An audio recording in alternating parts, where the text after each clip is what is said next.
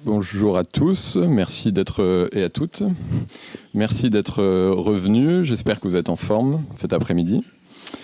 Du coup, on va parler de dette publique pendant l'heure et demie qui vient. Alors, l'objectif de la formation, pour le faire rapidement, voilà, pourquoi est-ce qu'il nous semble important de parler de dette publique dans une formation sur le plan B ? Alors, bien sûr, la question de la dette, elle est importante, on en parle énormément, on en parle de plus en plus, et la question de la dette en tant que telle, elle est importante. Mais ce qu'il faut également comprendre plus largement, c'est que la dette, et même ce que j'appellerais la rhétorique de la dette, ça devient un peu la pierre angulaire des politiques néolibérales et qui conditionne en fait l'ensemble des politiques publiques et donc l'ensemble des services publics, l'ensemble de ce qu'on développerait dans un programme de gauche. Voilà, tout aujourd'hui est vraiment conditionné par la question de la dette. Et cette question de la dette fait elle-même partie intégrante de la structure de la zone euro. On le verra un petit peu, on le verra en fait tout au long du week-end. Donc ce qui fait que cette question de dette, elle est vraiment importante, voilà, parce que je pense que c'est vraiment la pierre angulaire des politiques néolibérales aujourd'hui et qui conditionne vraiment l'ensemble des choix de politique publique dans tous les domaines.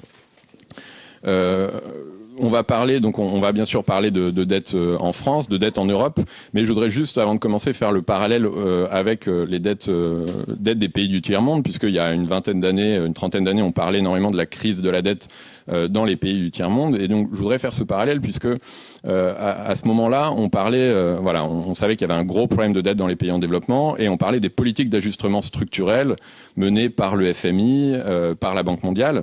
Mais je voudrais faire le parallèle puisque finalement, ces politiques qui à ce moment-là étaient appliquées dans les pays en développement, en Afrique en grande partie, finalement, on les retrouve aujourd'hui en Europe pour les mêmes raisons. C'est-à-dire que, comme c'était le cas dans les pays en développement à ce moment-là, la dette et le financement de l'État est la condition même de l'ensemble des politiques publiques. Et les solutions qu'on propose aujourd'hui en Grèce sont celles, globalement, pour le faire rapidement, qu'on proposait dans les pays en développement à ce moment-là, c'est-à-dire de l'ajustement structurel, c'est-à-dire réduction des déficits publics, austérité, dans une ligne néolibérale qui amène à l'austérité budgétaire. Donc ça me semble important de faire ce parallèle puisque c'est vraiment les politiques publiques qu'on subit aujourd'hui. Donc, par conséquent, il me semble que c'est important, fondamental, de déconstruire complètement la question de la dette. Donc on va essayer de le faire à travers cette formation. Comme c'est quelque chose qui vraiment traverse l'ensemble des politiques publiques, ça nous semble extrêmement important de comprendre les concepts fondamentaux, d'être capable de répondre à la rhétorique néolibérale de la dette, de regarder un petit peu dans le temps long, puisque la dette, c'est pas du tout quelque chose de nouveau. Hein. Il y a un ouvrage important qui s'appelle Dette 5000 ans d'histoire, que je vous conseille, de David Graeber, qui permet de comprendre que la dette n'est pas du tout quelque chose qui est arrivé ces dernières années, même si on en entend de plus en plus parler. Et donc, globalement, il faut être capable de prendre du recul un peu, à la fois d'essayer de prendre un regard international et de se détacher vis-à-vis de la vision des marchés financiers pour comprendre vraiment qu'est-ce que c'est que la dette et comment est-ce qu'on veut la traiter. Et donc pour répondre aussi à une question sur l'objectif des formations qui était posée tout à l'heure, alors bien sûr on va aborder des pistes et des solutions, mais l'objectif d'une formation, et je pense que c'est également l'objectif d'un week-end comme celui-là, c'est vraiment d'apporter des connaissances en économie pour nourrir le débat, pour nourrir la construction des propositions, pour nourrir la campagne plus largement. Mais ça ne veut pas dire qu'on propose et qu'on a des solutions toutes faites. Voilà, je pense que vraiment le préalable à la construction d'un programme et à l'appropriation d'un programme, au fait de défendre un programme auprès des citoyens, c'est d'abord de comprendre les enjeux économiques, d'être capable d'en parler et justement d'être aliéné à une connaissance économique qui serait détenue par d'autres. Donc voilà. Donc au cours de cette formation, Marie va vous parler tout d'abord des concepts à connaître, des concepts vraiment fondamentaux clés. Ensuite, je parlerai de la dette française un petit peu, qu'est-ce qu'il en est aujourd'hui, quel niveau on a et pourquoi on a ce niveau de dette, en quoi, voilà. Marie vous parlera ensuite de l'évolution historique de la dette pour replacer un peu le contexte depuis les 30 glorieuses, notamment de dérégulation, qui fait qu'on est complètement aujourd'hui... on doit obéir entre guillemets à cette dette. Et je parlerai ensuite de crise de la dette pour revenir un petit peu sur l'épisode notamment grec, mais plus globalement comprendre ce qu'on entend par crise de la dette. Et enfin, j'évoquerai quelques propositions qui constitueraient un plan B sur les questions de dette. Donc je donne la parole à Marie. Merci Quentin. Effectivement, les concepts à connaître nous paraissent être une base très importante parce que les combats sont d'abord des combats de mots et lorsque l'on ne maîtrise pas suffisamment les mots ou lorsqu'ils sont dévoyés de leur sens, cela ne nous met pas forcément dans des situations faciles dans le débat ou lorsque l'on va essayer de convaincre les personnes que l'on rencontre. Donc, d'abord, basiquement, la dette, je pense que tout le monde sait ce que ça veut dire. On dit c'est ce que l'on doit rembourser à un créancier qui vous a prêté de l'argent. Voilà. Quand on dit comme ça, c'est relativement simple à comprendre. Cela dit, justement, David Graeber, dans son livre, explique que payer ses dettes n'est pas l'essence de la morale. Et qu'une dette, c'est la perversion d'une promesse que des hommes et des femmes libres se font entre eux. Et je pense qu'il nous faudra avoir en permanence en arrière-fond cette idée, c'est que on ne paye pas toujours ce que l'on doit et que ce que l'on nous a donné, on ne le rembourse pas toujours intégralement rubis sur l'ongle parce qu'il y a d'autres éléments qui font que les hommes et les femmes entre eux ont des rapports d'une autre nature que strictement comptable et budgétaire. Et donc la dette a aussi une dimension morale. Ça n'est pas la base nécessaire de tous nos rapports humains. Je pense qu'il faut aussi se sortir un peu de tout notre fatras, oui, à la fois économique, politique, idéologique et comptable. Alors, on va quand même parler un petit peu technique sur les concepts à connaître, la définition technique de la dette publique. Donc, vous ouvrez grand vos oreilles et voilà. Mais si vous oubliez d'ici 1h30, c'est pas grave, on pourrait y revenir après. Dans la dette publique, c'est le stock de ce qui a été emprunté par les seules administrations publiques et qui est à rembourser sur des durées variables de 2 semaines à 50 ans. La durée moyenne des emprunts étant de 7 ans et 5 jours en 2013. Voilà. Et en moyenne, c'est 6 ans et 231 jours en moyenne depuis 1999. Voilà. Donc, je vous l'ai dit, vous l'avez entendu, donc vous pouvez l'oublier, c'est donc variable et c'est quelque chose qui peut s'estimer aussi en moyenne. D'ailleurs, j'enfonce un petit peu le clou pour vous dire que les emprunts d'État, qui sont depuis 2001 effectués par l'agence France Trésor, sont classés en 3 groupes. Ça vous servira certainement pas quand vous allez distribuer les tracts sur les marchés, mais vous le saurez. Et c'est important que vous puissiez savoir qu'effectivement, il y a d'abord ce qu'on appelle les obligations assimilables du Trésor, les OAT, qui sont l'instrument de financement à long terme du Trésor.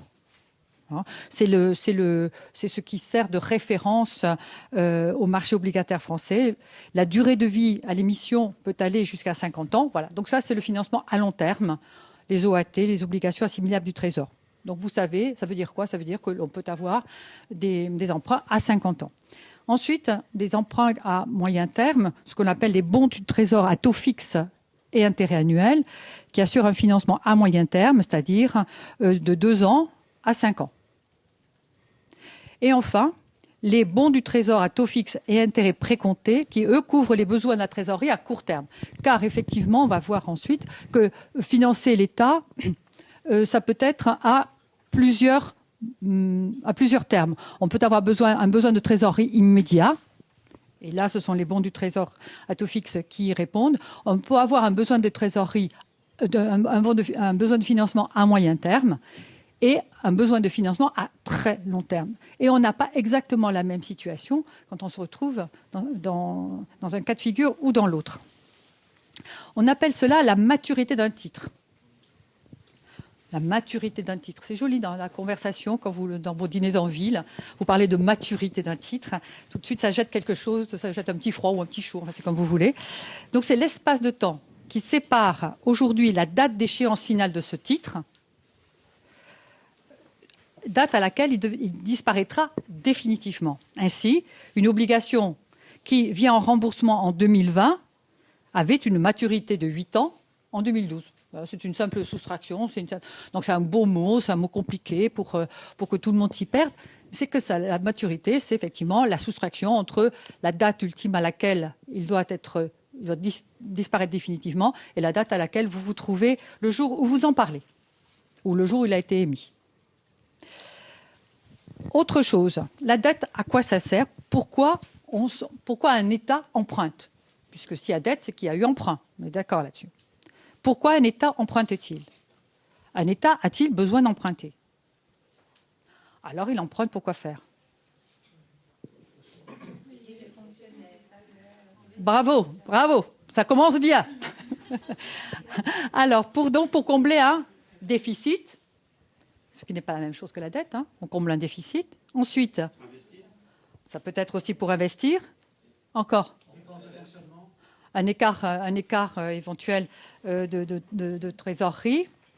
Et puis, d'après David Graeber, l'essence de la dette, c'est le financement des guerres. La plupart des dettes naissent pour financer des guerres. Je vous le livre tel que c'est écrit. Je pense que la dimension historique que nous avons tous, la connaissance de l'histoire que nous avons tous, peut nous permettre de corroborer tout de suite et immédiatement beaucoup d'exemples historiques que nous avons. On s'est endetté en Europe à plusieurs reprises, en particulier pour financer des dettes, des guerres, pardon. Donc, etc., etc. Donc, vous avez... Oui, ben oui. Surtout pour la monarchie. Peu importe, républicain, monarchie, voilà. Donc, je récapitule. L'État emprunte pour financer un déficit, pour financer un écart temporaire de trésorerie, pour financer une politique économique et sociale, et pour financer des guerres. Et vous verrez que ce n'est pas nouveau, effectivement, comme le disait à l'instant hein, Quentin, ça date d'il y a très longtemps. Comment s'apprécie le déficit par rapport à la dette? Le déficit, ça s'apprécie annuellement. À ne pas confondre donc. Le déficit, c'est la différence entre les dépenses et les recettes de l'État sur l'année.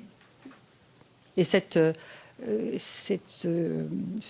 mot recouvre des acceptions très différentes selon la personne que vous avez en face de vous. Donc c'est le solde négatif des dépenses et des recettes nécessaires à l'État pour financer les dépenses publiques votées à l'automne par le Parlement dans la loi de finances. Alors vous voyez, c'est très neutre tout ce que je viens de dire. C'est le solde négatif des dépenses et des recettes nécessaires à l'État. On va écrire en dessous nécessaire. Qu'est-ce qui est nécessaire à l'État? Ensuite, pour financer les dépenses publiques votées. Dépenses publiques. Hein. Moi, ça me fait tilt. Hein. Voilà. Qu'est-ce que ça veut dire dépenses publiques? Vous savez bien qu'il y a un débat sur les dépenses publiques. Et c'est voté quand même.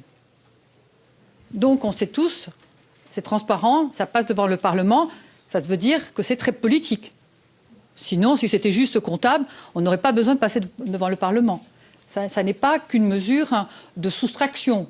Ou bien je te mets un petit paquet ici, je t'en enlève un autre par là, et puis ainsi je vais pouvoir me débrouiller pour avoir un équilibre comme de balance. Non. Il y a une dimension politique. Sinon, ça ne passerait pas devant le Parlement. Donc, les recettes et les dépenses de l'État. Les recettes, c'est quoi? C'est ce qui sert à financer l'État. Puisqu'un État, pour fonctionner, a besoin de sous. On est d'accord? Comme nous tous. Il se finance comment, l'État? Par les impôts? Les impôts, alors les impôts sur le revenu, sur la consommation, sur le patrimoine, etc. etc. Il se finance aussi, comme on vient de le voir, par les emprunts. Ce matin, on vous a parlé abondamment, donc par les emprunts, soit auprès de la Banque centrale, maintenant tout le monde sait ce qu'est la Banque centrale, auprès des banques commerciales, des banques privées, tout le monde sait ce que sont ces banques-là, et aussi auprès des marchés financiers. Donc le financement de l'État... Pardon? Oui, bah, c'est les impôts, c'est un mot global. On ne va pas chipoter. On va parler de contribution, si vous permettez, pas préféré. Donc le financement de l'État et de l'économie, ou comment se couvrir autrement le déficit. Alors, Benjamin Lemoyne, dans son livre sur l'économie de la dette, explique comment en France on est passé d'un système de financement de l'État à un autre, qui lui-même d'ailleurs succédait à un autre type de financement. Contrairement à ce qu'on nous dit régulièrement, il n'y a pas qu'un seul moyen de financer l'État, il y en a beaucoup d'autres. Celui que nous connaissons actuellement, c'est le système de la dette. Auparavant, il y en avait d'autres. Et auparavant encore, il y en avait un autre.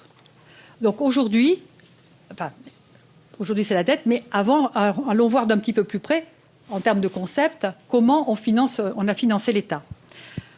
Donc c'était au travers du circuit du Trésor pour procurer à l'État des ressources faciles, régulières, sécurisées et disponibles en toutes circonstances. Ça, c'est le rêve. Eh bien, on l'avait réalisé. En 1945, on avait nationalisé la Banque de France et les 4 plus grandes banques de dépôt. Entre 1946 et 1947, puisque la priorité c'était la reconstruction de la France, on a mis en place ce que l'on a appelé le circuit du Trésor, en particulier grâce à des grands serviteurs de l'État, par exemple François Bloch-Lenné qui a créé la direction du Trésor en 1947. En octobre 1948, on met en place le système des planchers.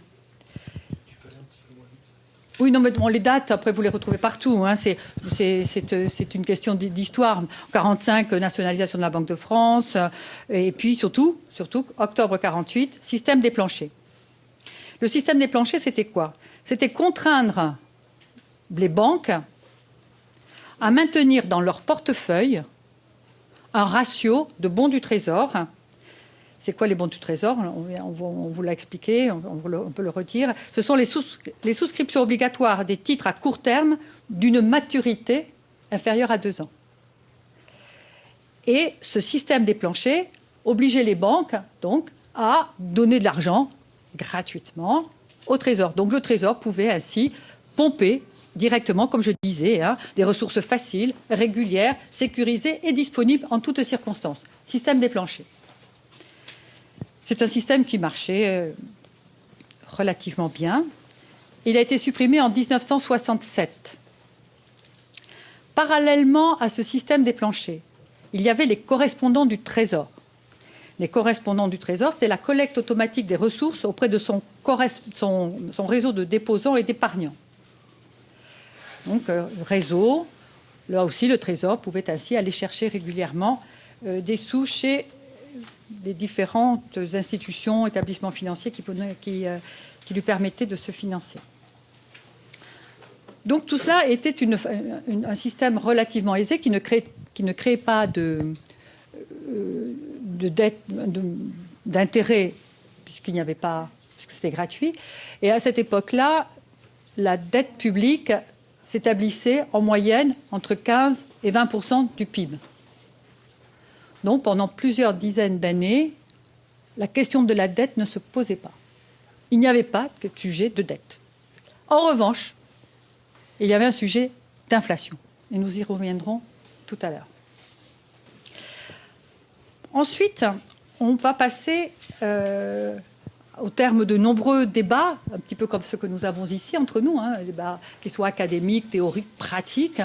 Beaucoup de débats ont eu lieu et finalement, comme le spectre de la guerre s'éloignait, comme on passait à d'autres dimensions de besoins de financement, on est donc on est passé à une autre politique, la politique monétariste, qui, elle, a eu des effets de quel ordre? Antoine Pinet, en 1952, quand il devient ministre, pense que le retour de la priorité, c'est stabiliser. La priorité, c'est de stabiliser la monnaie. Et tout ce matin, on vous a dit très, très précisément, et de façon à plusieurs reprises, on vous a dit qu'effectivement, les rentiers avaient besoin d'avoir une monnaie stable. Donc s'il y a une inflation, ça ne convient pas du tout aux investisseurs qui, eux, ont besoin d'avoir une sécurité en termes de rendement, mais aussi en termes de fonds immobilisés. Donc, pour M. Antoine Pinet, il estime qu'il faut stabiliser la monnaie. Par conséquent, et puis il y a un autre élément qui rentre en ligne de compte, c'est qu'on a adopté le traité de Rome en 1957. C'est une date importante. En 1957, on considère donc que l'équilibre de la balance des paiements, la lutte contre l'inflation et la stabilité des taux de change sont 3 options, 3 objectifs, 3 dimensions importantes à respecter. Et donc, pour lutter contre l'inflation, il faut neutraliser le rôle monétaire du Trésor et redonner un rôle central au marché pour financer l'État. C'est-à-dire que, plutôt que de dire que le Trésor pompe directement l'argent dans les banques ou dans son circuit de correspondants, on dit finalement, on ne sait pas combien ça coûte exactement. Il est important d'avoir une vérité des prix, une transparence du coût du financement de l'État. C'est le discours, c'est la rhétorique de l'époque. Par conséquent, il nous faut absolument redonner un rôle au marché. Avec les marchés, nous saurons exactement combien ça nous coûte, puisqu'on devra payer des intérêts. Et ainsi, on va contrôler le volume quantitatif de la monnaie, parce qu'effectivement, lorsque l'État emprunte de cette manière-là gratuitement, on ne sait pas exactement combien il crée de masse monétaire. Donc, cela signifie qu'il va falloir développer en même temps les marchés obligataires, ce que fera M. Bérégovoy dans le gouvernement, donc, dites-moi, de gauche, en 84 et 86. Donc, ce n'est pas nouveau, hein, les trahisons de certains de nos gouvernants. Alors, tout à l'heure, je parlais des dépenses publiques aussi. Les dépenses publiques, vous savez très bien que nous dépensons trop, que les dépenses publiques sont trop importantes, que par rapport au PIB, on a une masse épouvantable et qu'il faut vraiment réduire ça. Nous sommes trop dépensiers. Le coût des fonctionnaires, vous avez raison, les fonctionnaires, ça coûte beaucoup trop cher, il faut les réduire. D'ailleurs, les retraités aussi, ça coûte trop cher, donc il faut réduire aussi. Et puis l'éducation, enfin tout coûte trop cher. Les dépenses publiques sont beaucoup, je vous le dis, ma bonne dame, hein, les dépenses publiques en France sont beaucoup trop chères, il faut donc les réduire. Or, à quoi ça sert les dépenses publiques? Alors pour l'État, c'est tout ce qui est régalien. C'est l'éducation, la recherche, le logement, l'agriculture, en plus du régalien. Pour les collectivités territoriales, et l'État également, c'est la solidarité, la protection de l'enfance, la formation professionnelle. Parce que vous savez que ces champs-là, ces secteurs-là, ces activités-là ne sont plus dans la main de l'État, mais il a délégué compétences soit au département, soit aux régions. Et enfin, il y a l'État et la sécurité sociale pour tout ce qui concerne la santé, le chômage, les allocations familiales, les accidents du travail, la retraite, en bref, ce que l'on appelle la protection sociale. Ça s'appelle des dépenses publiques. Et donc ces dépenses publiques-là ont un certain coût par rapport au PIB, mais on fait des comparaisons de montants de dépenses publiques par rapport au PIB. Sauf que les périmètres ne sont pas forcément comparables. Si effectivement les dépenses de santé sont financées par un système collectif, ça n'est pas exactement la même chose que si les dépenses de santé sont financées individuellement par chacun de sa poche, même indépendamment de l'impôt qu'il paye. De la même manière pour l'éducation, de la même manière pour les retraites, etc., etc. On dit toujours que personne n'est assez riche pour se payer sa santé. Parce qu'effectivement, si la santé n'a pas de prix, elle a un coût. Il ne faut pas non plus se voiler la face, elle a un coût. Mais soit ce coût est collectivement pris en charge, soit il est individuellement pris en charge, comme dans certains pays que vous connaissez bien et pour lesquels cela a défrayé la chronique au cours des quinquennats qui viennent de s'écouler. Je parlais des États-Unis. Donc on est d'accord, les dépenses publiques, c'est cet ensemble de dépenses-là. Pour l'instant, je n'ai pas apporté de jugement sur le sujet, je ne fais que décrire. Mais aussi, dans les dépenses publiques, et là je pense qu'on devrait être, nous, un petit peu plus mordants sur le sujet, les dépenses publiques, c'est aussi tout ce qui ne rentre pas, mais qui aurait pu rentrer. Si un certain montant d'impôts ne rentre pas, c'est-à-dire qu'on en fait cadeau à quelqu'un, ça s'appelle une dépense publique. On appelle ça une dépense fiscale. Mais une dépense fiscale, c'est une dépense publique, puisque c'est à l'argent qui devrait rentrer pour financer l'État et qui ne rentre pas volontairement, voté devant le Parlement, donc de façon, c'est pas subreptice.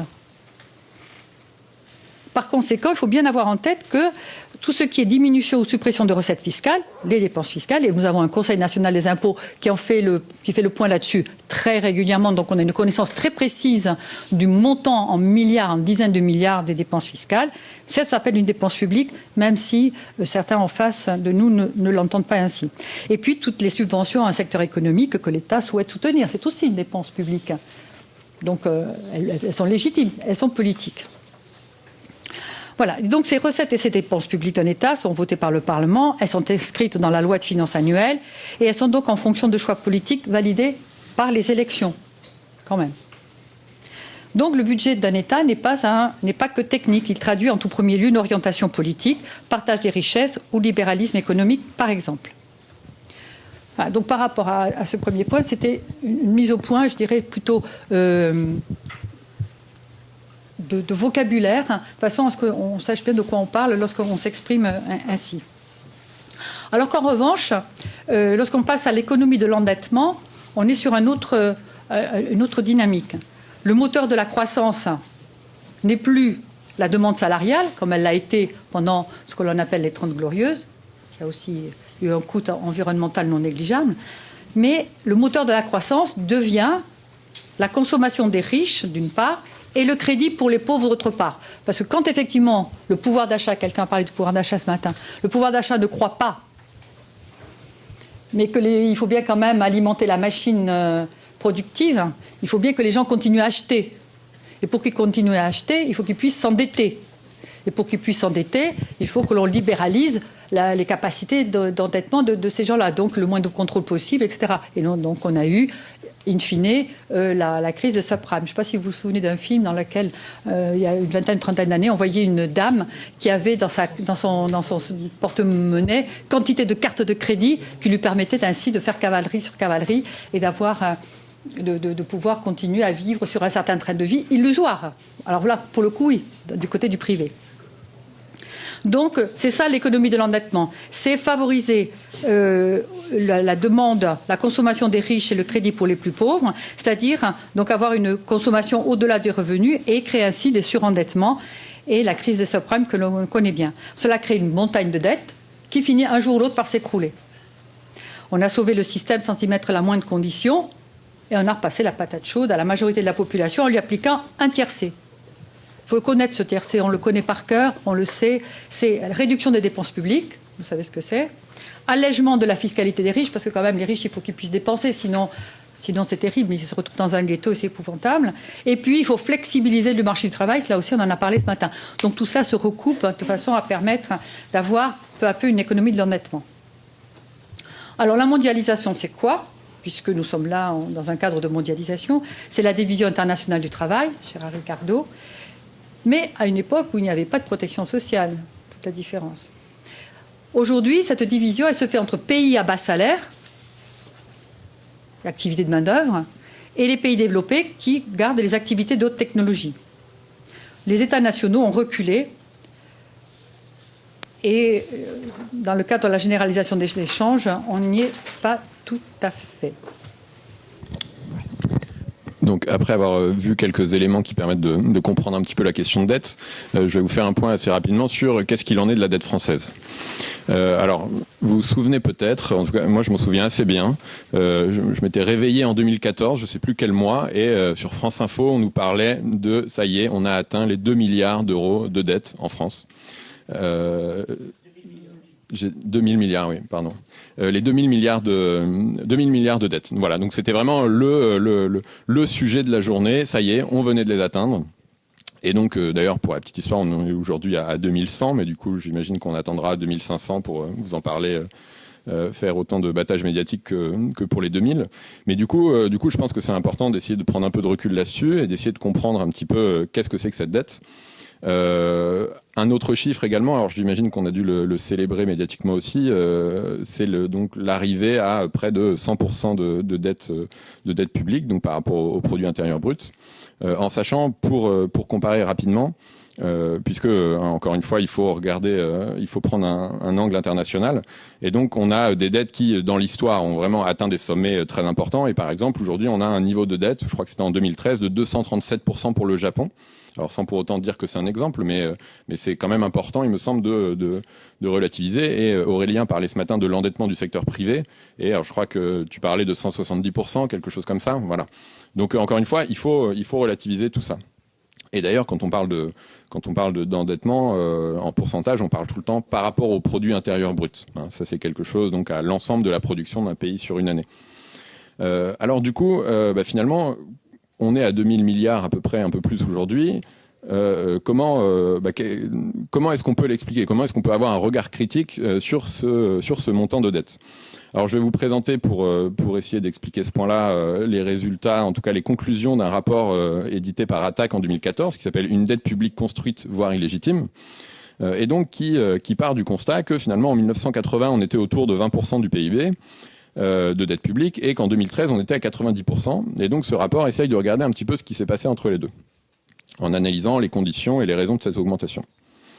Donc voilà, je vais pas revenir sur les définitions, mais il faut comprendre que la dette c'est trop de dépenses, en tout cas c'est le discours qu'on a, mais ça peut être également pas assez de recettes. Ok, c'est un petit peu la logique du rapport.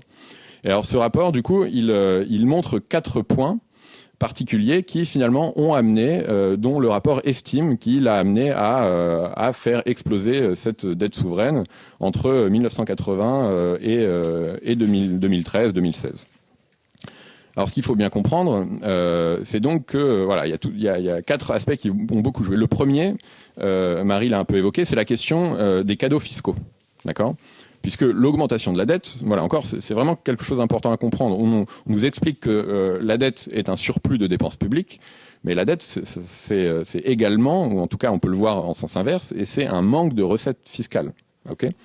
Et donc, si on regarde, par exemple, de 2007 à 2012, je vous laisse deviner qui était au pouvoir à ce moment-là, on a eu, par exemple, 22,7 milliards d'euros de cadeaux fiscaux. Ok ? Donc ça vient augmenter la dette. Ça vient augmenter la dette puisque ça réduit les recettes. Ok ?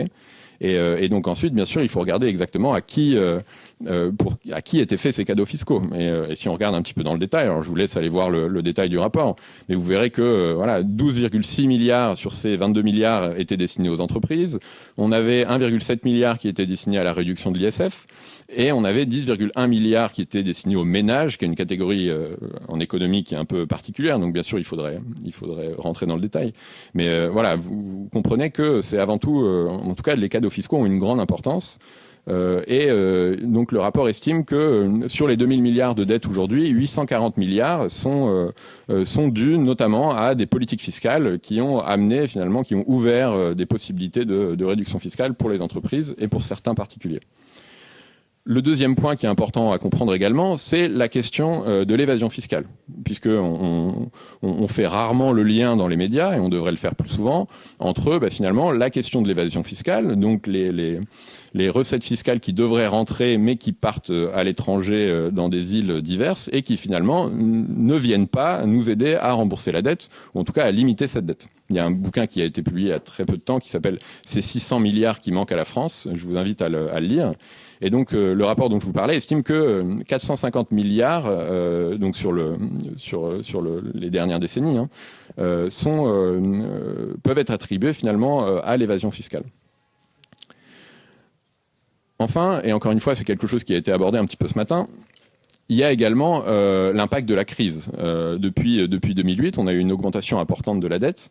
Alors, je ne vais pas rentrer dans le détail. En plus, encore une fois, Aurélien a expliqué un petit peu ce matin. Mais donc, on peut, pour le faire rapidement, on peut dire qu'il y a 2 canaux, dont un qui a vraiment concerné la France. C'est que quand on est dans une période de crise, finalement, on a une baisse de l'activité économique. Et une baisse de l'activité, c'est une baisse de l'investissement, une baisse de la consommation, et donc une baisse des recettes fiscales également. Okay ? Donc ça amène aussi, finalement, à limiter les recettes fiscales et donc à augmenter la dette. Et dans certains pays, on a également eu donc cette question du passage des dettes privées aux dettes publiques. Et enfin, un dernier point qui est vraiment important et qui s'accumule finalement à tout ça, c'est ce qu'on appelle l'effet boule de neige, qui est un concept quand même important à comprendre sur la question de la dette. C'est que quand l'État emprunte à travers l'émission de produits financiers, comme Marie l'expliquait, finalement, il doit rembourser à la fois le capital qu'il a emprunté, c'est-à-dire que s'il emprunte 10 milliards, il doit rembourser les 10 milliards, mais il y a également les intérêts. Et finalement, ces 2 combinés, c'est ce qu'on appelle le service de la dette, donc c'est ce que l'État doit rembourser de façon régulière. Et donc, ce qu'il faut bien prendre conscience, c'est que, en fait, il y a 2 éléments qui jouent à ce moment-là. C'est d'une part le taux d'intérêt, comme quand vous empruntez pour acheter un bien immobilier, et également la capacité de l'État à finalement rembourser, qui dépend de la croissance du PIB, puisque c'est l'activité et la création de richesse par le pays. Et donc finalement, en fait, quand vous êtes dans une période de crise notamment, et que finalement les taux d'intérêt auxquels vous avez emprunté sont plus élevés que votre taux de croissance du PIB, automatiquement vous avez ce qu'on appelle l'effet boule de neige, c'est-à-dire que vous allez vous augmenter votre endettement finalement très très très rapidement, d'accord ? C'est-à-dire que à travers ce delta, votre capacité à payer, à rembourser votre dette, finalement, elle est trop faible par rapport au taux d'intérêt auquel vous avez emprunté, et donc votre dette devient extrêmement difficile à gérer. Donc tout ça pour dire que une perspective critique qu'on peut avoir, c'est celle de ce rapport d'attaque par exemple. Et depuis 75, finalement, ce que conclut ce rapport, c'est que finalement, on a eu globalement une stabilisation, une légère baisse des dépenses de l'État et une réduction plus forte des recettes de l'État. Donc pour expliquer la dette publique, on peut expliquer la dette publique à travers une baisse des recettes par rapport aux dépenses publiques. Alors, je n'entrerai pas trop dans le détail, mais voilà, il y a une question qu'il faut se poser régulièrement, qui est qui détient notre dette? Puisque quand je vous parle du service de la dette et des intérêts qu'on paye, à qui on les paye? Alors ça, ce qui est assez intéressant, c'est qu'on nous parle beaucoup dans l'économie de marché, entre guillemets, de transparence.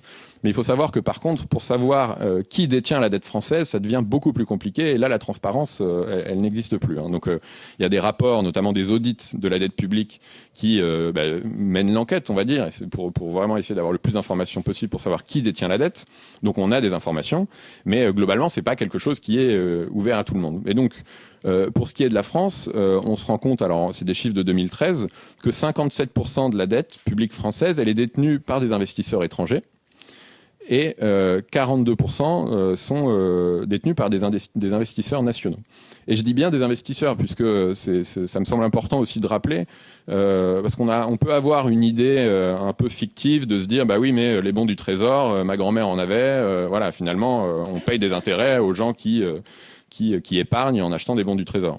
Il faut bien comprendre que ça fonctionne plus comme ça. À travers les mécanismes qu'a expliqué tout à l'heure Marie, petit à petit, en fait, c'est vraiment des investisseurs institutionnels, en particulier des banques et des assurances, qui sont devenus, en fait, un espèce d'oligopole de quelques gros acteurs des marchés financiers qui achètent la dette française, qui achètent la dette d'État en général. Et donc, il s'agit plus du tout de particuliers qui achèteraient leurs bons du Trésor. Okay. Et donc, je ne vais pas tous vous les citer, mais voilà, là, j'ai le top 20 devant moi des gens qui possèdent la dette française. Et donc, je vous le lis rapidement. On a AXA Investment Manager Paris, Alliance Global Investors, BNP Paribas Asset Management, CNP Assurance. Voilà, c'est les gens dont il s'agit. Donc voilà. Alors, cette augmentation de la dette, donc moi je me suis focalisé sur la dette française, mais bien évidemment, il y a un contexte global à tout ça, il y a un environnement économique, un environnement aussi en termes de régulation, et donc je vais laisser Marie expliquer un petit peu le contexte qui a amené à cette explosion de la dette française.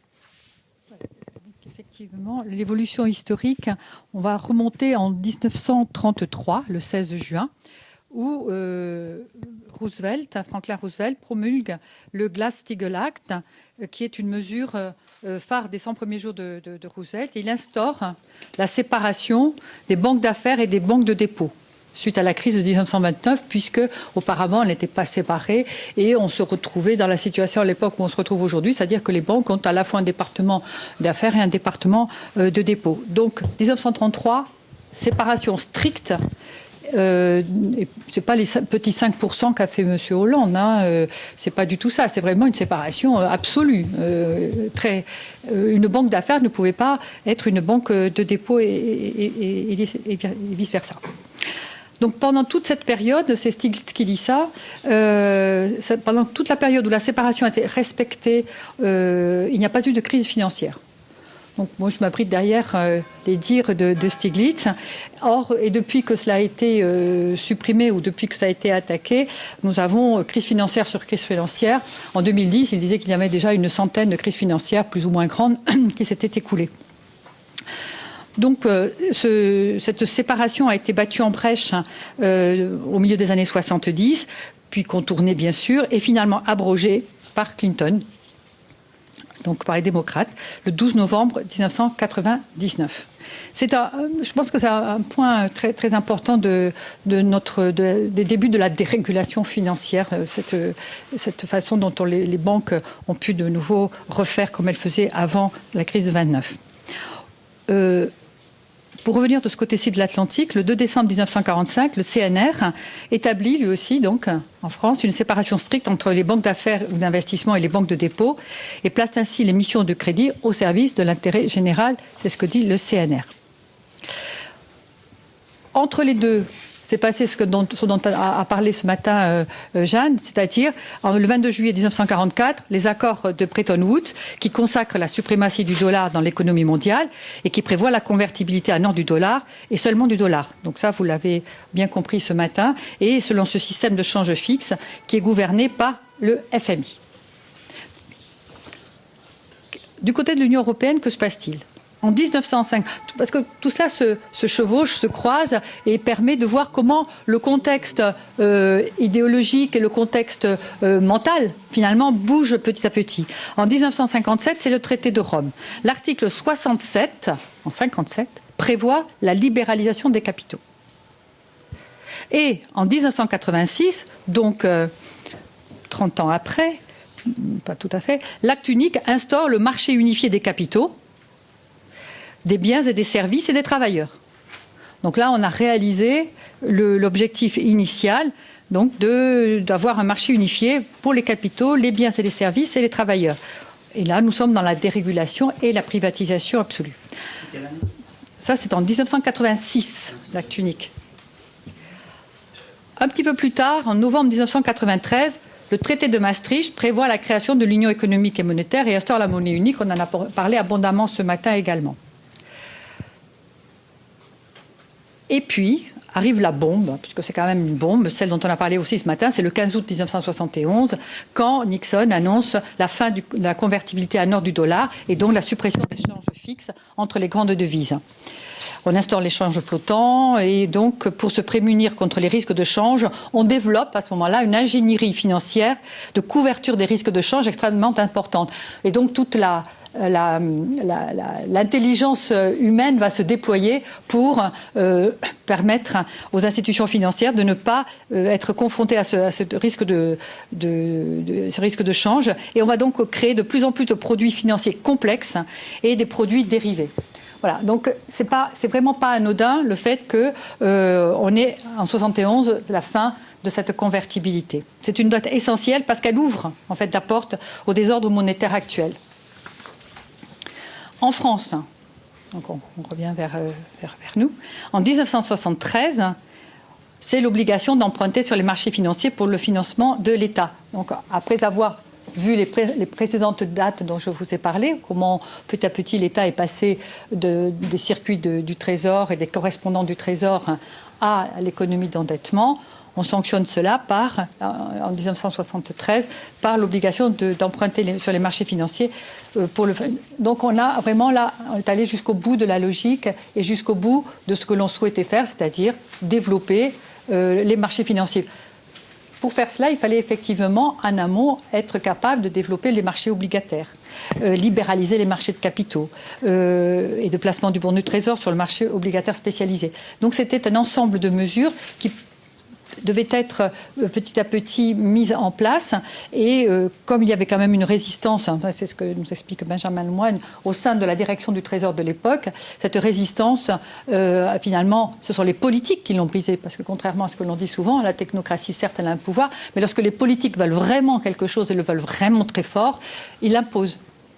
Et donc là, on voit bien que c'est effectivement les politiques qui ont imposé l'ensemble des mesures qui ont permis d'en finir avec ce circuit. Je ne dis pas qu'il faut revenir au circuit du Trésor. Hein. Je pense qu'aujourd'hui, effectivement, le contexte a changé, qu'il faut trouver autre chose.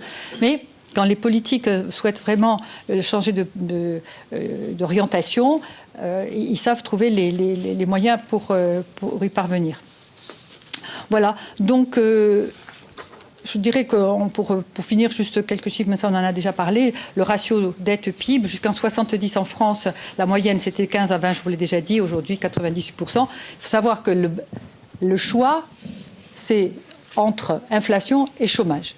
Si effectivement on arrive à ne pas avoir une dette trop importante, si on arrive à avoir un financement relativement aisé de l'économie, de l'État, mais de l'économie également, et que l'on arrive ainsi à avoir des politiques orientées, ciblées économiquement et socialement pour réduire le chômage, c'est un choix qui peut se traduire, en tout cas c'était ainsi que c'était présenté, qui peut se traduire par de l'inflation. Ça n'est pas complètement impossible.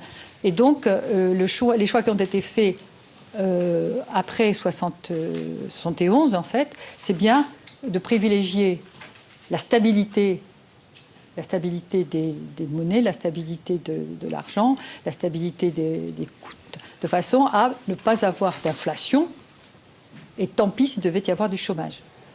Et ça, c'est clairement dit, c'est clairement établi. Donc aujourd'hui, je veux dire que la dette, elle est au cœur de cette discussion inflation, chômage, et tous les tous les mots et tout le vocabulaire qui tourne autour ne peut pas cacher cela. Merci. Donc voilà, à travers ces différentes parties, pour essayer d'expliquer finalement comment petit à petit, au fur et à mesure des décennies, la dette est devenue vraiment centrale à travers la dérégulation et donc pour devenir finalement aujourd'hui quelque chose qui nous contraint complètement dans la mise en place des politiques publiques. Donc je pense que voilà, vraiment on fait référence beaucoup au bouquin de Benjamin Lemoine, mais c'est important parce que ça revient sur l'histoire de comment on a géré la dette et ça permet de prendre conscience que on le faisait d'une façon extrêmement différente par le passé, avant d'être dans un système totalement dérégulé, dans lequel finalement les États sont complètement dépendants des marchés financiers et de la volonté de ces marchés financiers de bien vouloir leur prêter. Donc maintenant, qu'est-ce qui se passe quand il y a une crise de la dette ? Puisque voilà, là on vous a donné un peu le cadre général historique pour comprendre les enjeux et l'évolution historique de la dette, mais finalement, qu'est-ce que c'est qu'une crise de la dette ? On en a entendu parler notamment en Grèce, mais on en a entendu parler dans d'autres pays. Donc voilà, qu'est-ce qu'on entend par là ? Alors, d'abord, crise de la dette, je pense qu'il y a plusieurs significations. Tout d'abord, crise de la dette, voilà, c'est vraiment la pierre angulaire de la rhétorique libérale pour nous amener à diminuer les dépenses publiques. Okay ? Donc ça, c'est cette idée de dette qui pèse au-dessus de nos politiques publiques, au-dessus de nos têtes, au-dessus de nos enfants. Vous avez tous vu les photos de bébés avec le chiffre de dette en dessous. Voilà, donc ça, c'est vraiment, il faut quand même arriver à prendre de la distance par rapport à ça. Ça, c'est la rhétorique libérale. Ensuite, il y a deux choses qui sont importantes. Techniquement, on peut dire que une crise de la dette, c'est ce qu'on appelle un défaut de paiement. C'est-à-dire que c'est lorsqu'un État devient en incapacité de rembourser un prêt. D'accord ? Quand vous entendez, par exemple, alors ça a été le cas en Argentine, ça a été le cas en Grèce, on vous dit, encore une fois à la radio, voilà, aujourd'hui la Grèce, aujourd'hui l'Argentine est en situation de défaut de paiement. Ça veut dire qu'elle n'a pas pu rembourser tout ou partie de l'argent qu'elle devait, tout ou partie de sa dette. Ça veut dire très concrètement qu'il y avait un prêt qui arrive à échéance, comme Marie vous l'a expliqué tout à l'heure, on peut emprunter sur quelques mois jusqu'à 50 ans, et donc vous avez l'un de ces prêts que vous n'êtes plus en possibilité, en capacité de rembourser, et donc vous êtes en situation de défaut de paiement par rapport à vos créditeurs. Mais ça, c'est la définition vraiment technique, on va dire, de ce que c'est que le départ d'une crise de la dette.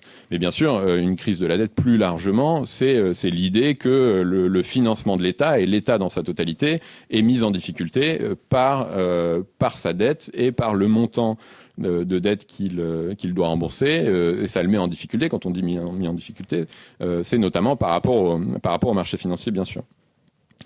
Donc les crises de la dette, c'est vraiment une très vieille histoire. Hein. Vous avez depuis des millénaires, on a des crises de la dette. Ça, c'est important de le comprendre aussi. Alors, j'ai pas, peut-être que quelqu'un ici a en tête le nombre de fois où la France ou des pays européens ont fait défaut sur leur dette. Mais globalement, un grand nombre de pays, je pense que la totalité des pays dans le monde ont déjà dû faire défaut. Et voilà, des défauts, un défaut de paiement, c'est quelque chose d'extrêmement régulier. Qu'on a eu vraiment pendant vraiment les derniers millénaires. C'est pas du tout quelque chose de nouveau, c'est pas du tout une menace comme ça qui viendrait de nulle part depuis une dizaine d'années. Il faut bien le comprendre. On a des exemples assez dramatiques. Vous vous souvenez peut-être de la crise argentine en 2001. Donc en 2001, l'Argentine, par exemple, a fait un défaut de paiement. C'est-à-dire qu'elle a été en incapacité de rembourser sa dette. Ça fait partie à ce moment-là, c'était le plus gros défaut de paiement, donc la plus grosse incapacité à rembourser une dette. Et donc c'est pour ça que c'est encore aujourd'hui un dossier extrêmement important. Mais voilà, donc une crise de la dette, a priori, c'est un défaut de paiement. Donc globalement, voilà, comme je vous l'expliquais, c'est une incapacité à rembourser un prêt. Et donc plus globalement, c'est lorsque les marchés doutent de la capacité d'un État à rembourser. C'est-à-dire que si vous êtes globalement, à travers le financement de l'État par les marchés financiers, en gros, ce qu'on fait tous les mois, je crois, c'est-à-dire qu'on émet des titres financiers qui permettent finalement de rembourser des prêts qui, eux, arrivent à échéance. Okay ? Et donc, un défaut de paiement, quand il arrive, les menaces de défaut de paiement qu'on a eues sur différents pays, ils arrivent en général quand les marchés financiers ne font plus confiance à un État. Alors les critères, on peut en discuter, hein, mais donc, globalement c'est très clairement ça, c'est-à-dire les marchés ne veulent plus prêter à un État, ils pensent que cet État ne sera pas capable de rembourser, et donc ils n'acceptent pas de faire à cet État un prêt qui lui permettrait de rembourser ses prêts ou de ses autres prêts ou de gérer les différentes politiques publiques qui étaient évoquées tout à l'heure par Marie. Et du coup, il y a un acteur qui est important quand on parle de ça, un acteur qui a déjà été mentionné plusieurs fois et sur lequel, si vous avez des questions, je serais ravi de revenir, c'est le FMI, le Fonds monétaire international. Jeanne a expliqué rapidement dans quel contexte le FMI avait été créé avec les accords de Bretton Woods. Aujourd'hui, le FMI, c'est l'acteur le plus important sur la question des dettes souveraines. Et donc, ça, il me semble que c'est quand même important d'en parler, puisqu'on entend parler du rôle du FMI rapidement, par exemple pour ce qui est de la Grèce. Donc le FMI, aujourd'hui, il a un rôle, entre guillemets, bien sûr, de stabilisation de l'économie, c'est-à-dire c'est une organisation qui, à travers son conseil d'administration, qui est complètement dirigé d'une main de fer par les États-Unis, le FMI a le pouvoir, finalement, lui, de prêter de l'argent à un État. Okay, c'est-à-dire que quand, par exemple, si les marchés financiers ne veulent plus prêter à un État, eh bien, le FMI peut, à travers son conseil d'administration, prendre la décision de prêter à un État ou pas. Et donc, si on parle beaucoup des effets extrêmement néfastes des politiques du FMI, c'est à travers ce qu'on appelle la conditionnalité. Et ça, c'est vraiment la question des prêts du FMI et de la conditionnalité, elle est vraiment extrêmement importante pour comprendre les crises et pour comprendre ce qui s'est passé en Grèce. C'est-à-dire, la conditionnalité, ça veut dire que, en gros, le FMI, au terme de plusieurs mois de négociations, vous dit « Bon, d'accord, j'accepte de vous prêter de l'argent, de prêter de l'argent à votre État. Par contre, il va falloir mettre en place un certain nombre de réformes qui sont des réformes, la plupart du temps, extrêmement libérales, c'est-à-dire restructuration du marché du travail, privatisation, réduction des dépenses publiques. Okay, donc ça, c'est vraiment le rôle qu'a joué le FMI dans les dernières décennies, puisque c'est exactement comme je vous le disais au début, le rôle qu'il jouait avec les pays en développement, notamment en Afrique. Et donc voilà, il est censé être une organisation de stabilisation, mais aujourd'hui, à travers la question de la conditionnalité, finalement, on parle de pompier pyromane. Alors je le ferai pas, mais on entend cette expression pour parler du FMI. Voilà, l'idée c'est que globalement, on va conditionner le fait d'avoir un prêt à des réformes qui enfoncent encore plus le pays dans une crise. Okay, donc c'est en ça, en tout cas, je le dis très rapidement, mais c'est en ça que le FMI doit être compris. On doit comprendre sa politique et comprendre ce qu'il fait. Alors, si on s'intéresse en particulier à la question de la Grèce, quelque chose qui est important de comprendre pour la question de crise de la dette, c'est de faire le lien avec la question de la zone euro. Puisque finalement, si on garde cet exemple de la Grèce, est-ce qu'il y a une spécificité d'une crise de dette dans la zone euro? Ça, c'est des choses qu'on a évoquées ce matin par le passé, dans les différentes formations. Les fondements de l'euro, comme ça a été abordé, c'est la discipline budgétaire, la priorité à la lutte contre l'inflation et non à l'emploi. Donc ça se traduit par des conditions officielles qui sont un engagement à une limite de la dette de 60%, un déficit de 3% et un niveau maximum d'inflation. Donc tout ça, c'est important de le comprendre puisque, encore une fois, c'est un peu voilà, on va revenir plusieurs fois dans le week-end sur cette question-là. Mais globalement, ça veut dire qu'il est impossible de mener des politiques monétaires ou des politiques budgétaires non ordolibérales, non néolibérales. Okay, et donc ça veut dire que concrètement, le cadre de la zone euro, il est finalement encore plus strict. Et donc il pose un cadre encore plus difficile à gérer pour un pays de la zone euro par rapport à un pays qui aurait une crise de la dette sur d'autres continents. Et donc pour le faire rapidement, pour illustrer un petit peu ce qui s'est passé en Grèce, alors je vais pas rentrer dans le détail du cas grec que je connais d'ailleurs pas très bien. Ce que je veux vous amener à comprendre, c'est vraiment voilà pourquoi on vous parle de la Grèce en permanence, pourquoi pendant 2 mois, pendant un été, on peut parler de la Grèce toute la journée sur des discussions qui ont l'air d'être globalement tout le temps les mêmes. Donc globalement, en 2010, ce qui se passe, c'est que la dette grecque, suite à la crise, elle atteint un niveau important de dette qui met l'État grec en difficulté. Et là, les marchés financiers commencent, en gros, à expliquer que voilà, qu'ils n'ont plus confiance en l'État grec. Donc, ce qui se passe à ce moment-là, c'est que la Grèce demande de l'aide des institutions européennes et notamment du FMI pour sortir de la crise. Et donc, on est dans un cadre où les mécanismes de la zone euro contraignent complètement les possibilités de sortie de crise. Ok ? Et donc finalement, globalement, ce qu'on entend pendant ces épisodes où on vous parle tous les matins de la question de la dette grecque, finalement, la question sous-jacente, c'est la possibilité d'un accord pour que justement la Grèce ne fasse pas défaut et pour que finalement on puisse apporter des financements à la Grèce, notamment à travers le FMI, qui lui permettent de finalement stabiliser sa situation en remboursant ses prêts et donc en étant finalement réaccepté par les marchés financiers. Mais pourquoi? Mais alors, ce que vous avez dû remarquer, c'est qu'on en parle tout le temps de ces questions-là. La Grèce, on en parle pendant des mois. On a des épisodes grecs qui reviennent, qui repartent, qui reviennent.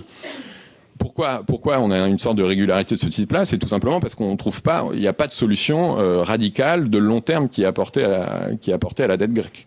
C'est-à-dire que, en fait, sans reprise importante de l'économie, qui est difficile, la question de la dette publique grecque, elle va se maintenir, elle sera toujours là, d'accord? Parce que, comme je vous l'ai expliqué tout à l'heure, tant qu'on n'a pas une croissance du PIB, tant que l'économie du pays n'est plus capable de produire pour être capable de rembourser la dette, finalement, la dette ne disparaît pas. Et donc, le problème de la dette ne disparaît pas. Et donc, finalement, à échéance régulière, la capacité de l'État à se financer, elle est mise en doute par les marchés financiers. Et donc, il y a des négociations qui sont engagées, négociations étant pré-conditionnalité, comme je vous le disais tout à l'heure. C'est-à-dire que voilà, de façon régulière, on revient à la table des négociations pour essayer de dire, voilà, on est encore en difficulté sur notre dette. C'est normal parce que de toute façon, on fait rien de structurel pour pouvoir en sortir. Enfin, rien n'est fait pour pouvoir en sortir. Et donc, à chaque fois, on revient sur cette question, comment retrouver des financements, comment obtenir des prêts. Et donc, on a les institutions qui disent, voilà, nous, on est d'accord, mais il faut telle condition, telle condition, telle condition. Donc voilà, c'est pour ça, et ça c'est important de le comprendre, puisque finalement, il y a un moment où il faut faire des choix pour en sortir, et il y a des questions qui se posent. Donc bien sûr, il y a la question de la relance, de la relance de l'économie dans son ensemble, et il y a la question de la restructuration. C'est-à-dire qu'il y a même beaucoup d'acteurs aujourd'hui qui estiment que de toute façon, et je suis d'accord avec ça, on n'est pas capable à l'heure actuelle de sortir de la crise grecque, parce que de toute façon, la dette grecque, elle ne peut pas être remboursée dans l'État, et donc la seule chose qui pourrait permettre à la Grèce de sortir de cette situation-là, c'est de restructurer la dette. Okay, et donc restructurer la dette, ça veut dire qu'on met tous les créanciers autour de la table, avec le FMI notamment, et qu'on se met d'accord sur le fait qu'on ne pourra jamais, ce ne sera pas possible de rembourser dans ces conditions-là, et donc il faut négocier finalement une diminution de la dette, enfin négocier, après on peut en débattre de la façon dont on mène ces négociations, mais en tout cas voilà, il s'agit de ne pas rembourser tout ou partie de la dette. C'est une question de restructuration. Et donc, par rapport à ces questions-là, je pense qu'il faut opposer, c'est important encore une fois de comprendre la logique et l'idéologie en vigueur, et de comprendre comment nous, on peut se positionner par rapport à ça. Donc tout ce cadre-là, il est, si on prend l'analyse des néolibéraux, ou l'analyse de ce qu'on appelle l'ordolibéralisme, c'est-à-dire en gros un courant de politique économique assez venu d'Allemagne, on va dire, mais complètement nourri par le néolibéralisme américain, c'est que les États doivent obéir à une très stricte discipline budgétaire. C'est-à-dire que la question de la dette, elle est très simple à gérer. Finalement, un État doit dépenser uniquement ce qu'il a et doit restreindre ses politiques publiques en fonction de ses capacités de financement. Et donc, pour ces mêmes néolibéraux, la solution dans cette logique à une sortie, à une crise de la dette, elle se trouve uniquement dans la réduction des dépenses publiques, donc dans la réduction et dans la diminution des transferts sociaux. Et donc tout simplement, et ça c'est vraiment la vision du ministre allemand des Finances, c'est voilà, tout simplement les États qui ne sont pas capables de respecter cette discipline doivent être écartés. C'est-à-dire que globalement c'est des mauvais élèves, on ne doit pas travailler avec eux, ils sont incapables de suivre cet ordolibéralisme, cette discipline budgétaire, et donc il n'y a rien à faire avec eux. Et si on veut, alors à l'inverse, voilà, si on veut prendre une analyse critique là-dessus, ce qu'il faut vraiment bien comprendre, c'est que cette vision-là, elle nie, et encore une fois, ça a été évoqué ce matin, elle nie toute perspective qui comprendrait l'économie à travers la demande, à travers une perspective plutôt keynésienne. Okay ? Et donc, ce qu'on estime, ce que j'estime, et on est assez d'accord là-dessus, je pense ici, c'est que finalement, rester dans cette logique néolibérale, sans prendre conscience à travers une perspective keynésienne qu'on a besoin de relancer la demande, d'avoir une politique de relance, mais finalement ces politiques elles mènent à la crise en permanence. C'est-à-dire que voilà, on est incapable de faire sortir la Grèce par exemple de la crise permanente si on n'est pas capable de comprendre qu'il y a une question de demande et donc il ne faut pas simplement réduire les dépenses budgétaires. Et donc une autre perspective critique par rapport à ça, c'est la question globalement de la répartition des richesses, puisque ce qu'il faut comprendre, c'est que, encore une fois, comme je le disais tout à l'heure, les gens qui détiennent cette dette, c'est pas n'importe qui. Ce sont des grandes banques, des grandes assurances.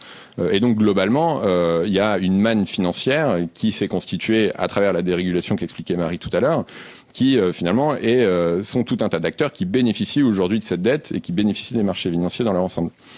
Donc tout ça pour dire que voilà, il faut être capable, et la question de la taxe Tobin était abordée ce matin, l'une des questions centrales par rapport à ça, c'est finalement comment s'affirmer par rapport au marché financier et comment reprendre le pouvoir qui a été complètement accaparé par les marchés financiers et qui est à la fois très important et complètement illégitime. Donc tout ça pour aborder rapidement, mais si vous voulez on pourra revenir dessus, quelques pistes qui permettraient finalement de pas forcément régler, mais en tout cas de s'émanciper de cette obéissance au marché financier par rapport à la question de la dette souveraine et donc reprendre notre souveraineté sur la question de la dette souveraine. Donc je le fais assez rapidement, mais ça a été abordé ce matin. La première question, le premier enjeu, la première solution, c'est déjà d'auditer la dette publique. Comme je vous le disais ce matin, c'est difficile de savoir qui détient la dette publique, en France, mais dans d'autres États. Et donc la première étape, c'est par exemple, mettre en place un comité citoyen qui fait l'état des lieux de la dette, qui regarde exactement ce que doit l'État, à qui doit l'État, et à travers ça, avoir un jugement politique sur ce qu'on doit pour savoir qu'est-ce qui est légitime, qu'est-ce qui est illégitime. Okay ? Donc ça, c'est la première étape, on va dire, la question de l'audit de la dette publique. La deuxième étape, qui est également évoquée ce matin, c'est mettre en place un moratoire sur la dette. C'est-à-dire, on peut estimer que, on va arrêter. Alors, ça peut être, on peut mettre en place un moratoire le temps de réaliser un audit, par exemple. Hein. L'idée, c'est, globalement, on suspend les paiements, on suspend une partie du remboursement.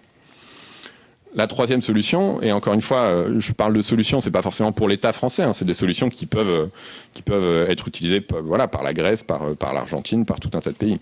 La question de la restructuration de la dette publique. C'est-à-dire que là, on met les bailleurs, on met les créditeurs autour de la table et on explique qu'on ne remboursera pas la dette et donc on explique qu'est-ce qu'on accepte de rembourser et donc on fait une offre sur, on accepte de rembourser telle partie mais pas telle partie et donc là, c'est un véritable rapport de force qui s'engage, donc qui rentre dans un contexte politique bien sûr beaucoup plus large. Mais beaucoup plus largement... puisque là, on parle de dette au sens strict, mais beaucoup plus largement, pourquoi on est dans un problème de dette aujourd'hui et dans une obéissance à la dette ? C'est la question du rapport de force avec les marchés, avec les détenteurs de capitaux. Donc, on ne pourra pas, de toute façon, régler la question des dettes souveraines et dans leur ensemble sur le long terme, tant qu'on ne sera pas capable de trouver des solutions pour renverser le rapport de force avec les marchés financiers. Et il y a tout un tas de choses. Hein. On parlait de la lutte contre les paradis fiscaux, par exemple, mais c'est aussi globalement réduire les masses et les flux financiers en circulation. Par exemple, aujourd'hui, on vous parle de retraite par capitalisation ou d'assurance, ou de fonds de pension. Même en France, aujourd'hui, retraite complémentaire à travers les formes de fonds de pension américains. À chaque fois qu'on va dans cette direction-là, on alimente les marchés financiers. C'est-à-dire que les fonds de pension, quand un retraité américain a sa retraite stockée dans un fonds de pension, ce fonds de pension, il achète des titres de dette et finalement, notamment des titres de dette. Et globalement, dans le rapport de force, ça nourrit la puissance des marchés financiers. On va dire, plus on alimente ces flux financiers. Une autre solution au niveau international qui est importante et qui avait été tentée à l'ONU sous l'initiative de l'Argentine et de la Bolivie l'an dernier, c'est la mise en place d'un cadre international de restructuration des dettes souveraines. C'est-à-dire que, en gros, aujourd'hui, on n'a pas de gouvernance internationale sur les dettes souveraines. Quand l'Argentine fait défaut, quand n'importe quel pays fait défaut, aujourd'hui, en fait, ça prend énormément de temps pour pousser les créditeurs à accepter de restructurer la dette. Tout simplement parce qu'ils ne sont pas incités à le faire. Et donc, l'une des solutions pour mieux organiser ça et limiter les dégâts, puisque une restructuration de dette souveraine et un problème de dette souveraine, ça veut dire une bonne dizaine d'années d'austérité, de pauvreté, de taux de suicide qui augmentent, des choses. On pourrait parler même en termes de santé, ce que ça représente. Hein. Et donc pour limiter ça, finalement, construire un cadre international qui permette d'expliquer dans quelles conditions on peut restructurer une dette souveraine, donc pour finalement avoir un cadre qui permette de gérer les problèmes plus facilement. Donc une autre solution, sortir d'un financement de l'État uniquement par les marchés financiers. On a abordé la question du circuit du Trésor Donc il faut pas forcément, voilà, on dit pas qu'il faut revenir vers un mécanisme comme celui qui existait à partir de 45, mais en tout cas, regarder ce qui s'est passé dans l'histoire, ça permet finalement d'essayer de trouver de nouvelles idées, de penser de nouveaux mécanismes qui pourraient permettre de se détacher autant que possible au niveau de l'État d'un financement par les marchés financiers et de plus devoir aux marchés financiers en permanence. Et voilà, je crois que c'est tout.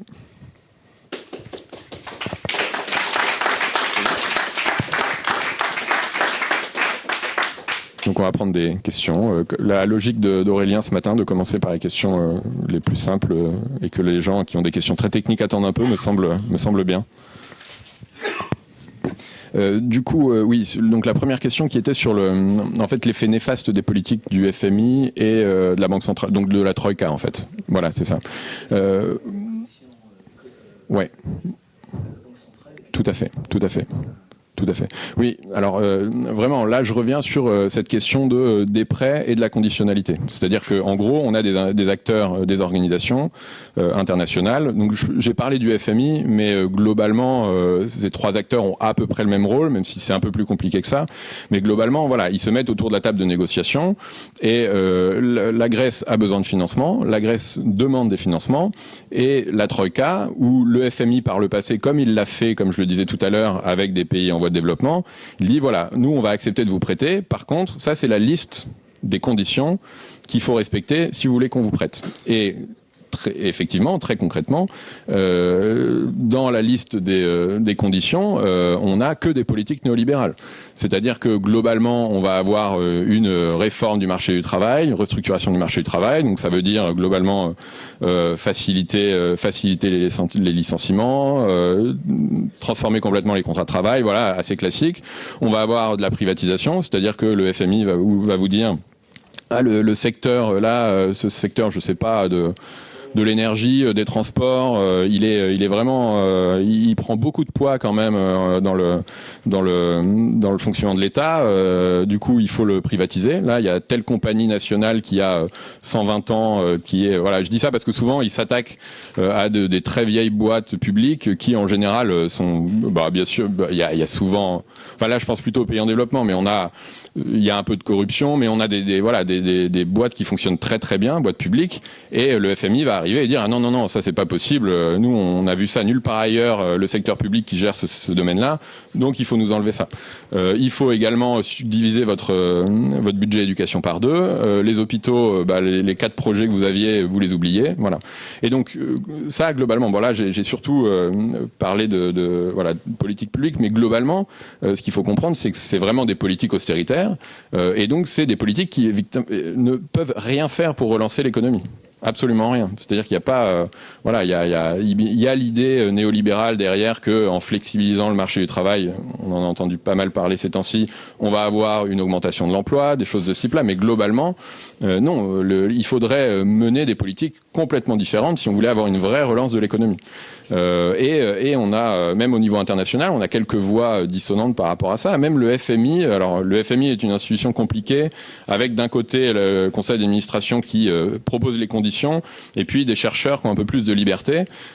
Certains chercheurs du FMI font des papiers dans lesquels ils expliquent très concrètement que globalement, dans tout un tas de pays en crise, il faudrait des mesures complètement différentes de celles que eux appliquent automatiquement. Voilà.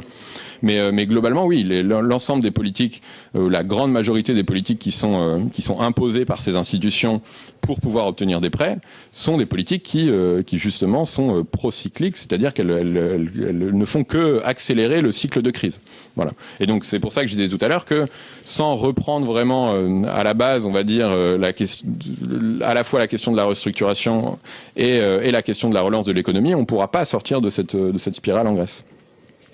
Alors un autre élément lié à ça, c'est le rôle des banques et le rôle des banques en Grèce. Je ne sais plus comment était formulée la question, mais il faut bien se rendre compte également que l'ensemble des banques d'affaires, des investisseurs institutionnels, eux, il y a 10 ans, ils étaient ravis de prêter à la Grèce. Et globalement, c'est des gens qui ont besoin de prêter, qui veulent prêter. Donc même si au sein d'une banque, il y a des gens qui savent que ça va mal se passer, il y a dans une même banque, il y a des incitations énormes à prêter. Et donc les banques sont bien contentes de prêter. Alors bien sûr, ça peut mener à une crise, mais c'est pas leur problème. Elles sont bien contentes de prêter. Donc ça, c'est important à comprendre parce que quand on parle de dette et d'endettement, on parle souvent du mauvais élève État qui s'est trop endetté. Et on parle jamais de la banque qui a tout fait pour lui offrir toutes les possibilités pour pouvoir s'endetter dans des conditions extrêmement risquées et sur le long terme extrêmement dangereuses. Donc ça me semble important de le comprendre également. Ok. Et oui, alors sur les tableaux de ce que gagne je crois que c'était votre question. Non, pardon. Sur que gagnent les banques. Encore une fois, ça là je reviens à la nécessité d'un audit. Alors même si c'est un peu différent, mais globalement, on est capable de savoir ce que gagnent les banques. Mais d'une part, ça demande un travail, qui est notamment ce travail d'audit, c'est-à-dire de savoir, parce que de recherche, c'est-à-dire qu'il faut savoir qui a emprunté, il faut regarder dans quelles conditions, à quel taux d'intérêt, qu'est-ce qui a été remboursé depuis ce moment-là. Voilà, donc c'est possible de le savoir, mais ça demande un gros travail.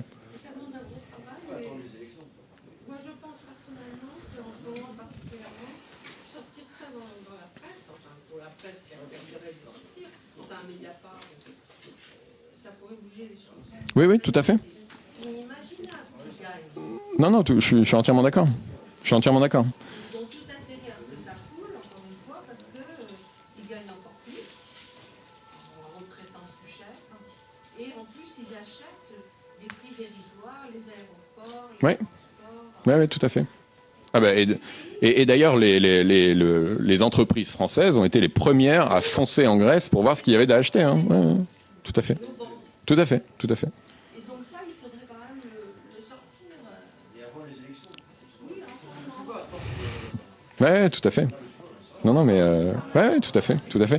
Mais du coup, je vous invite pour ça à aller sur le site du CADTM, qui est le comité pour un audit de la dette du tiers-monde, qui a beaucoup travaillé sur la Grèce et présidé par Eric Toussaint, et également sur le site d'Attaque, qui a beaucoup d'informations sur ça. Quelqu'un a posé une question sur la dette des collectivités locales. Donc, il faut savoir que sur le montant... Alors, les collectivités locales, normalement, ne peuvent pas avoir de déficit puisque leur budget doit être en équilibre. Et s'il n'est pas un équilibre, elles se font sanctionner puisqu'elles n'ont vraiment pas le droit. Alors, les dettes des collectivités locales sont parce qu'elles avaient fait des emprunts pour faire des investissements, etc. En principe, c'était une banque spécialisée qui finançait à l'époque. C'était non, avant même, c'était une banque des collectivités locales dont j'ai bien sûr oublié le nom à l'instant même, et qui après est devenue Dexia effectivement, donc qui a été privatisée. Et à ce moment-là, les contrôles et la rigueur sur la qualité des emprunts, c'est un poil à baisser. Voilà. Mais cela dit, ça ne représente dans la dette publique totale que un petit peu moins de 10%. La dette publique d'État, elle, c'est 87,7% du PIB. Et entre la dette des collectivités locales et celle des organismes de sécurité sociale qui, de temps en temps, empruntent aussi, on a donc la différence. Vous voyez, ça n'est pas non plus extrêmement élevé. Alors, j'ai les chiffres, mais comme je ne sais pas faire les pourcentages de dette, mais si vous voyez, ça très bien. L'État, en 2016, en premier trimestre, la dette publique de l'État, c'était 1572 milliards d'euros sur un total de 1922,8 milliards. Donc ça doit faire quelque chose comme 87 ou 88%. Les collectivités, les administrations publiques locales, c'est 181,4 milliards sur donc 1922, ça fait un peu moins de 10%. Et les administrations de sécurité sociale, 166,5 milliards. Voilà. Donc, effectivement, il y a une part des collectivités locales et administrations sociales, mais vous voyez, la part massive, c'est effectivement celle de l'État. Après, quelqu'un a posé une question sur les investisseurs institutionnels. Derrière, il y a des petites gens. Je ne sais plus que c'est. Voilà, c'est les petites gens. Oui et non. Oui, effectivement, dans la mesure où beaucoup de retraites, enfin, dans le système par capitalisation, les retraites sont effectivement logées dans des fonds de pension qui placent, etc. Et là, on a bien vu en 2008 lorsque certains fonds de pension se sont effondrés, écroulés, que des personnes ont perdu leur retraite, ce qui devrait d'ailleurs être une condamnation absolue de la capitalisation. Mais bon, apparemment, on n'en tire pas forcément les mêmes enseignements. Mais effectivement, il y a toutes ces personnes derrière. Et d'ailleurs, je ne sais pas si vous avez vu un documentaire qui était passé sur Arte, peut-être, montrant des personnes qui étaient mises au chômage en France, mais ça pourrait être en Belgique ou n'importe où, parce qu'elles travaillent dans une entreprise qui estimait que le montant, le dividende versé à l'actionnaire n'était pas suffisant, donc avait fermé l'entreprise qui était pas suffisamment... C'était Samsonite, voilà. Et donc, ces personnes-là avaient voulu savoir, finalement, qui était derrière ces décisions, etc. Et elles étaient remontées aux États-Unis, donc elles étaient allées voir le fonds de pension, etc. Et elles avaient rencontré des personnes qui étaient bénéficiaires du fonds de pension. C'était extraordinaire comme rencontre de voir que... Voilà. Ils n'étaient pas au courant. Et donc voilà. Donc ça, c'est quand même... C'est terrible parce qu'effectivement, on voit bien à quel point, d'un côté comme de l'autre, l'ignorance est totale et absolue, et comment on peut nous raconter quantité de récits absolument mensongers sur la réalité. Donc effectivement, il y a bien... C'est une réalité, cela. Mais cette réalité...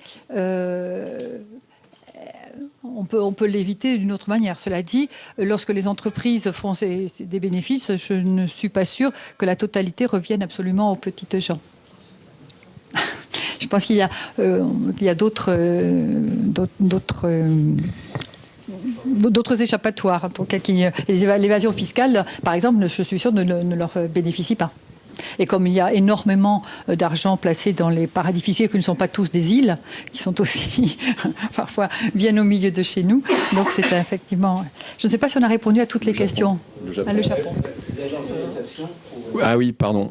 Du coup, voilà, je voulais, quand je répondais tout à l'heure sur la question du fait que les banques ont intérêt à prêter, je voulais répondre en même temps sur la question des agences de notation, puisque vraiment on a une logique financière, voilà, dans lesquelles on a globalement un secteur financier dans son ensemble qui comprend à la fois les investisseurs institutionnels, les banques par exemple, et les agences de notation. Et ce secteur, il vit des prêts. D'accord. Donc enfin voilà, agence de notation, derrière l'idée d'agence, on a souvent l'idée d'agence indépendante, mais c'est absolument pas le cas. Globalement, c'est le secteur financier, c'est des gens qui viennent des banques et qui retournent dans les banques. Voilà, et ce secteur financier. Tout à fait. Quand un produit financier est évalué par une agence de notation, c'est l'émetteur de ce produit financier qui paye l'agence de notation. Et voilà. Donc globalement, ce qu'il faut se dire, c'est qu'on a un secteur financier qui globalement a intérêt à ce que les produits financiers tournent, fonctionnent, qu'il y ait un marché. Voilà. Et donc à ce que les États prêtent. Les agences de notation, pour donner des notations sur les entreprises privées, et ça s'est transformé en agence de notation sur les finances publiques. Oui, alors je connais pas l'histoire des agences de notation, mais effectivement, ce qui est certain, c'est que globalement, on a les notations, pas que les États. Hein, vous savez que la mairie de Paris paye chaque année pour être évaluée par une agence de notation. Voilà. Et donc juste pour répondre sur le Japon également. Alors le Japon, donc je parlais 237% de dette souveraine. Effectivement, la dette du Japon est détenue, alors je sais pas à quelle part, mais dans une part importante et beaucoup plus importante que la moyenne, par les Japonais et en épargne interne. Alors c'est finalement, moi je mettrais un peu ça dans le lot des solutions qu'il faut regarder. Notamment comme le circuit du trésor, parce que effectivement on peut trouver des idées venant de là. Après, se lancer dans une politique pour favoriser l'épargne interne, c'est compliqué, mais en tout cas oui, c'est des modèles de financement de l'État qui sont de facto différents. Ouais. Quand ça vient de l'épargne interne, c'est pas la même chose. Mais après, il faut pas en faire une solution non plus. En tout cas, effectivement, il faut regarder l'ensemble des modèles de financement. Non, mais c'est quelque chose qu'il faut comprendre, et il faut comprendre qu'il y a des modèles de financement différents. On s'arrête là ? Ok, merci beaucoup.